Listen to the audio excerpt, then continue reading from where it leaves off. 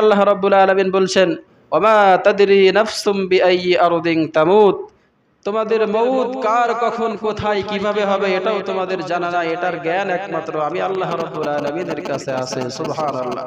তার মানে আগের কথার সঙ্গে এই কথারও একটা মিল আছে, যে রিজিক কখন ফুরিয়ে যাবে এটাও কোনো মানুষ জানে না, আল্লাহ জানে। আবার মউতটাও কার কখন হবে সেটাও কারো জানা নাই। সেটার জ্ঞান একমাত্র কার কাছে আছে? সেটার জ্ঞান আল্লাহ তাআলার কাছে আছে। সুতরাং আমার মউত কখন কোথায় কিভাবে হবে এটা আমার জানা না, এটা একমাত্র আল্লাহ তাআলা জানেন। তবে আমরা যদি চাই ঈমানের সহিত দুনিয়া থেকে বিদায় হতে, মৃত্যু যন্ত্রণা আমার জন্য আসান হোক, এটা যদি আমরা চেয়ে থাকি, অবশ্যই দুনিয়াতে ভালো ভালো কাজ করতে হবে, ভালো ভালো কাজের আঞ্জাম দিতে হবে, ঠিক কি না? যদি চাই আমার মউতটা ঈমানের সহিত হোক, মৃত্যু যন্ত্রণা আমার জন্য আসান হয়ে যাক, মৃত্যু যন্ত্রণা আমার জন্য সহজ হয়ে যাক, অবশ্যই দুনিয়াতে ভালো ভালো কর্ম করার বিকল্প কোনো ব্যবস্থা নাই, ঠিক কি না? মরতে সবাইকে একদিন হবেই। কাফের, ঈমানদার, নেককার এবং বদকার সকলেই একদিন দুনিয়া থেকে বিদায় হবে। তবে ঈমানদার এবং কাফের এদের মৃত্যু যন্ত্রণা কিন্তু এক হবে না, বরং ঈমানদারদের জন্য মৃত্যুর যন্ত্রণা সহজ হবে, আর কাফেরদের জন্য মৃত্যুর যন্ত্রণা অত্যন্ত কঠিন হয়ে যাবে, ঠিক কি না? সবারই মৃত্যু হবে, কিন্তু কাফের বেঈমান আর ঈমানদারের মৃত্যু সমান হবে না। এজন্য আমরা যদি চেয়ে থাকি আমাদের মউতটা ভালো মউত হোক, ঈমানের সহিত মৃত্যু হোক, মৃত্যু যন্ত্রণা আমার জন্য আসান হয়ে যাক, অবশ্যই ভালো ভালো কাজ করতে হবে, আমল সালেহ করতে হবে, ঠিক কি না? যারা দুনিয়াতে মানুষের উপরে জুলুম করবে, অন্যায়ভাবে মানুষের বেঁচে থাকার অধিকারকে যারা হরণ করবে, আশা করা যায় তাদের মউতটা স্বাভাবিক মউত হবে না, বরং যত ধরনের অপরাধ তারা করেছে, যত মানুষকে তারা দুনিয়াতে কষ্ট দিয়েছে, আল্লাহ রাব্বুল আলামিন তার চাইতে বহু গুণ কষ্ট দিয়ে দিয়ে ওই সমস্ত জালেমদেরকে দুনিয়া থেকে বিদায় করবেন, ঠিক কি না? আশা করতে পারি না মানুষকে কষ্ট দিয়ে আমি যে আসানের সঙ্গে দুনিয়া থেকে বিদায় নেব, এটা সম্ভব নয়। এজন্য যারা জালেম হয়, যারা মানুষ হত্যাকারী হয়, এদের পতনটাও খুব জঘন্যভাবে হয়, ঠিক কি না?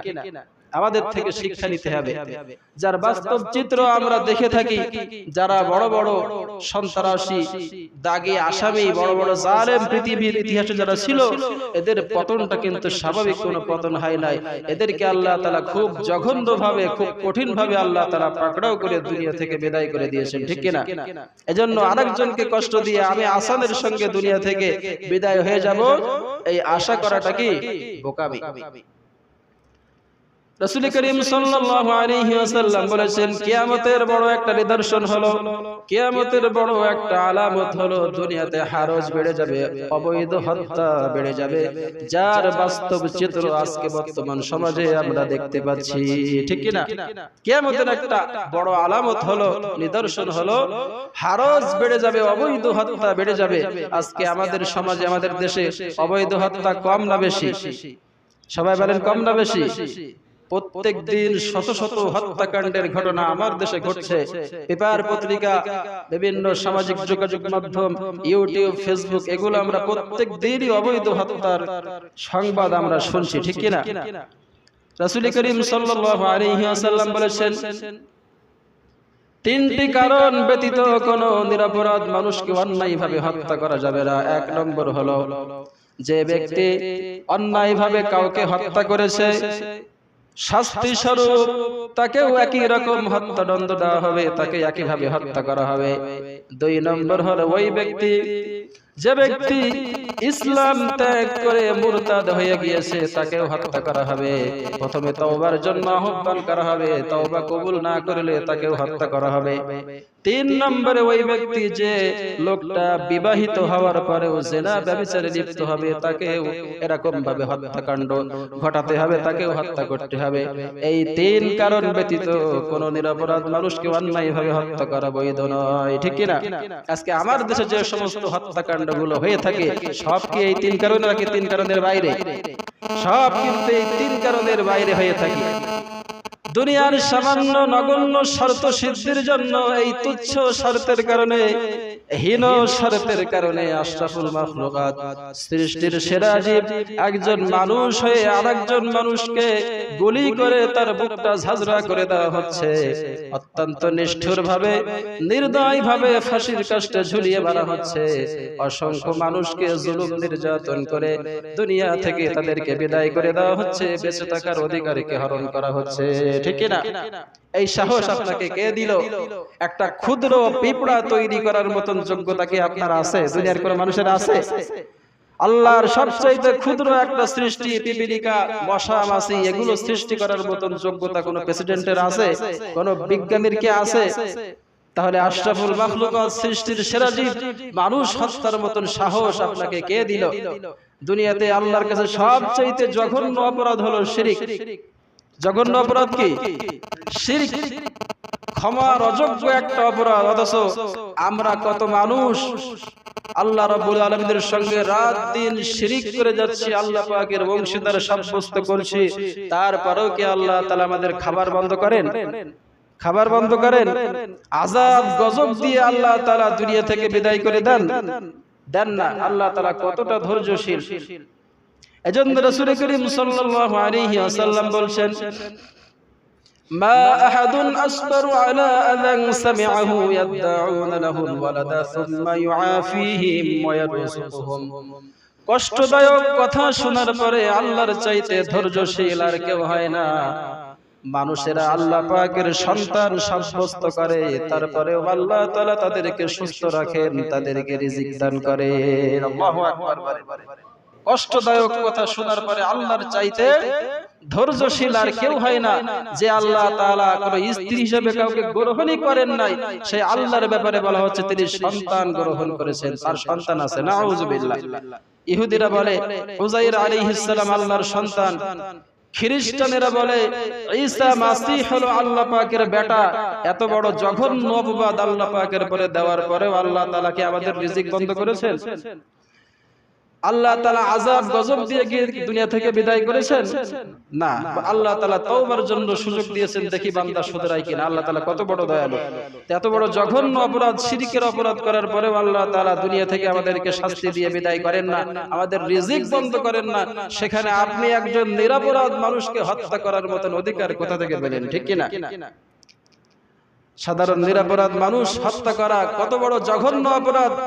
রাসূল করিম সাল্লাল্লাহু আলাইহি ওয়াসাল্লাম বলেছেন, তাম দুনিয়া ধ্বংস হয়ে যাওয়ার ভয়াবহতা থেকে একজন মুমিন হত্যার ভয়াবহতা আল্লাহ রাব্বুল আলামিনের কাছে অনেক অনেক বেশি। সুবহানাল্লাহ। তাম দুনিয়া ধ্বংস হয়ে যাবে, এটা যত বড় ভয়াবহ একটা ঘটনা। একজন নিরপরাধ মানুষকে যদি অন্যায়ভাবে হত্যা করা হয়, তাম দুনিয়া ধ্বংস হয়ে যাওয়ার ভয়াবহতা থেকে আল্লাহর কাছে ঈমানদারকে হত্যা করার ভয়াবহতা অনেক গুরুতর। সুবহানাল্লাহ। তাহলে কিভাবে আপনার সাহস হয় একজন নিরপরাধ মানুষকে দুনিয়া থেকে বিদায় করে দেওয়ার জন্য? যারা অন্যায়ভাবে মানুষ হত্যা করবে কি পরিমাণ পাপ তাদের হবে, পরকালে কি শাস্তি তাদের হবে? আল্লাহ তাআলা ইরশাদ করেছেন, মান কাতালা নাফসান বিগাইরি নাফসিন আও ফাসাদিন ফিল আরদি ফাকান্নামা কাতালান নাস জামিআ ওয়া মান আহইয়াহা ফাকান্নামা আহইয়ান নাস জামিআ। হত্যার বদলে হত্যা অথবা দুনিয়াতে ফিতনা ফাসাদ সৃষ্টিকারী সন্ত্রাসী কর্মকাণ্ড যারা করে, এদেরকে ছাড়া যারা নিরপরাধ একজন মানুষকে হত্যা করবে, একজন ঈমানদার মানুষকে হত্যা করবে, সে যেন তামাম দুনিয়ার সকল মানুষকেই হত্যা করলো। আওয়াজ করে পড়ি নাউযুবিল্লাহ। ওয়ামান আহইয়াহা ফাকান্নামা আহইয়ান নাস জামিআ। যে ব্যক্তি কোন মানুষকে মৃত্যু মুখে পতিত কোন মানুষকে জীবন দান করলো, সে যেন তামাম দুনিয়ার সমস্ত মানবতাকে জীবন দান করলো। সুবহানাল্লাহ। একদিকে উত্তম আর একদিকে নিকৃষ্ট একটা বিষয়। কোন মানুষকে যদি অন্যায়ভাবে হত্যা করি, তাহলে তামাম দুনিয়ার সকল মানুষকেই হত্যা করার শামিল হবে।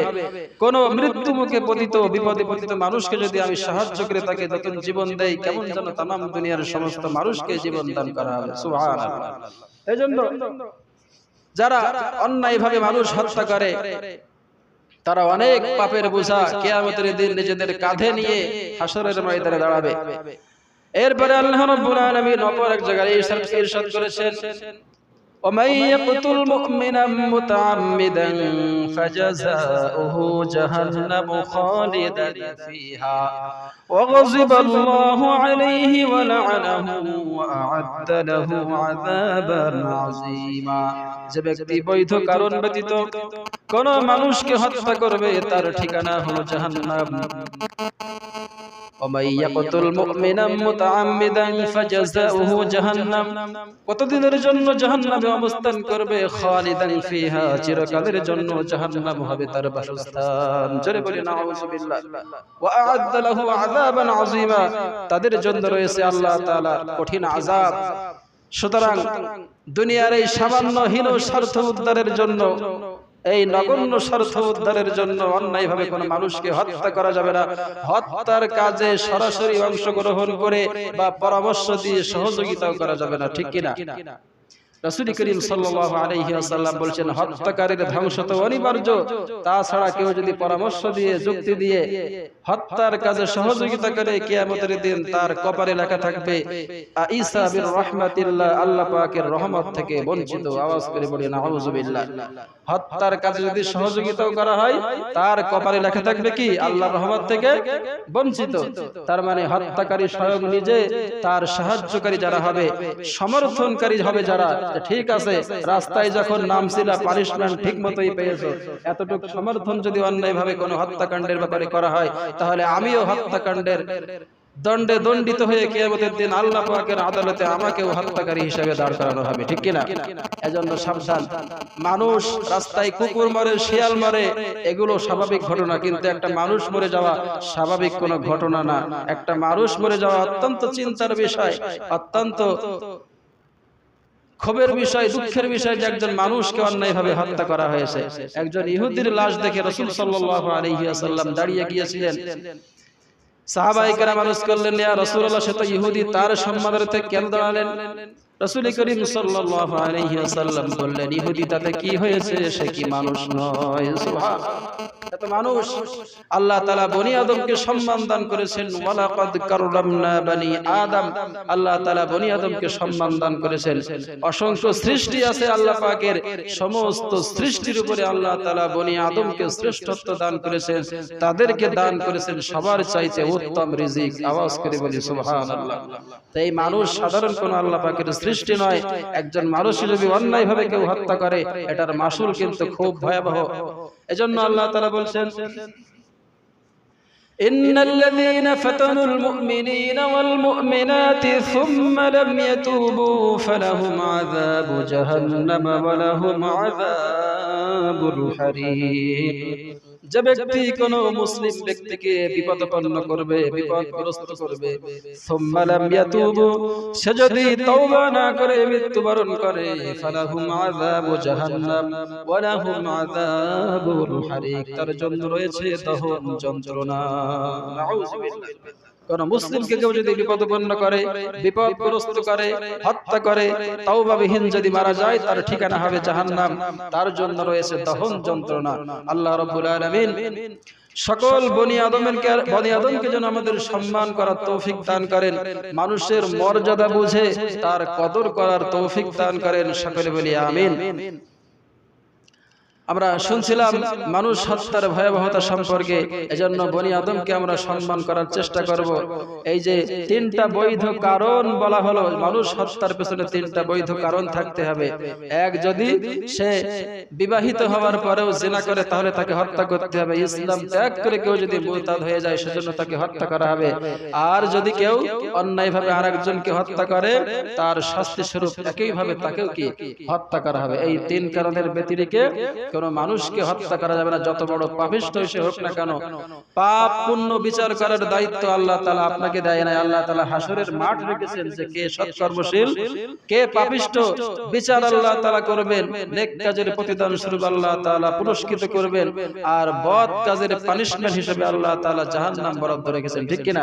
তো দুনিয়াতে আপনার অধিকারে শুধু এতটুকুই দেওয়া হয়েছে, আপনি যদি শাসক হয়ে থাকেন, আপনি যদি বিচারক হয়ে থাকেন, তাহলে এই তিন কারণে আপনি মানুষ হত্যা করতে পারবেন। তাছাড়া একজন নিরপরাধ মানুষকে হত্যার পারমিশন আল্লাহ কাউকে দেয় নাই, ঠিক কিনা? সেজন্য আমরা এ বিষয়ে লক্ষ্য রাখবো, যে কোনো হত্যাকাণ্ডের ব্যাপারে যে কোনো মন্তব্য আমরা করব না। একজন হয়ে যাচ্ছে শহীদ, আমরা টিটকারি করছি, ঠিক আছে, ওকে এইভাবেই মারা দরকার ছিল, নাউজুবিল্লাহ। সে হয়তো শাহাদাতের মর্যাদা লাভ করেছে, আর আপনি টিটকারি করছেন যে হ্যাঁ দুনিয়া থেকে অমুকটা এইভাবে বিদায় নিয়েছে, আলহামদুলিল্লাহ আমি এতে সন্তুষ্ট। সরাসরি আল্লাহ পাকের সঙ্গে আপনি বিরোধিতা করলেন, আল্লাহর সঙ্গে আপনি গাদ্দারি করলেন, ঠিক কিনা? সেজন্য মানুষ হত্যার ভয়াবহতা অত্যন্ত বেশি। নিরপরাধ মানুষকে হত্যা করার পারমিশন আল্লাহ তাআলা কাউকে দেয় নাই। আল্লাহ তাআলা স্বয়ং শিরকের অপরাধের কারণে সরাসরি দুনিয়াতে তার বান্দাদেরকে পাকড়াও করেন না, বরং সুযোগ দিয়ে থাকেন। এজন্য ছোটখাটো অপরাধ যদি কেউ করে থাকে তাদের জন্য সুযোগ দেওয়া দরকার, আর গুরুতর অপরাধ যদি কেউ করে থাকে এই তিন কারণের কারণে সে শাস্তির যোগ্য, তাকে শাস্তি দেওয়া যেতে পারে। এর বাইরে কোন মানুষ হত্যায় আমরা জড়াবো না, কোন মানুষ হত্যার কাজে সহযোগিতাও করব না। কোন মানুষ যদি অন্যায়ভাবে হত্যাকাণ্ডের শিকার হয়ে থাকে, কোন বাজে কথা দিয়ে আল্লাহকে বেজার করব না, ওই শহীদকে অপমান করব না, ঠিক কিনা? আল্লাহ তাআলা সকলকে আমল করার তৌফিক দান করেন।